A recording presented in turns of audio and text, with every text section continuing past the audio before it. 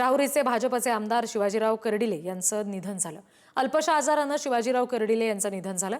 वयाच्या 67व्या वर्षी त्यांनी अखेरचा श्वास घेतला।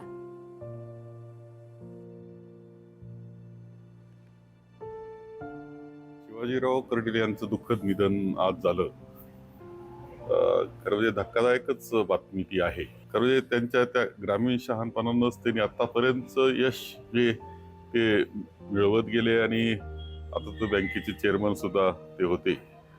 एक लोकप्रतिनिधी जो जनमानसातला आहे, लोकांचे प्रश्न समजणारा आहे, लोकभावना समजणारा आहे, असा लोकप्रतिनिधी जाण्याचं दुःख आम्हाला आहे। मला असं वाटतं की अजूनही मला विश्वास बसत नाही की ही घटना घडलेली आहे। मला असं वाटतं की एक फार मोठा धक्का हा भारतीय जनता पार्टी महायुतीला झालेला आहे आणि मी सन्माननीय कर्डिले साहेबांना आमच्या विखे पाटील परिवाराच्या वतीने भावपूर्ण श्रद्धांजली अर्पण करतो।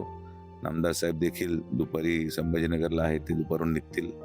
माझ्या वतीने अंत्यविधीला आमचा पूर्ण परिवार असेल। मोठं आश्चर्य वाटतं आणि धक्का सुद्धा बसला, कारण कर्डिले हे खरं म्हणजे एक चांगले पैलवानच होते आणि माझ्याबरोबर ते विधान सभेत आणि विशेषतः मंत्रिमंडळात सुद्धा होते, राज्यमंत्री। त्यामुळे त्यांचं हे निधन जे आहे हे अतिशय अपेक्षित अनपेक्षित आहे। मी त्यांना माझ्यातर्फे पक्षातर्फे आदरांजली अर्पण करतो।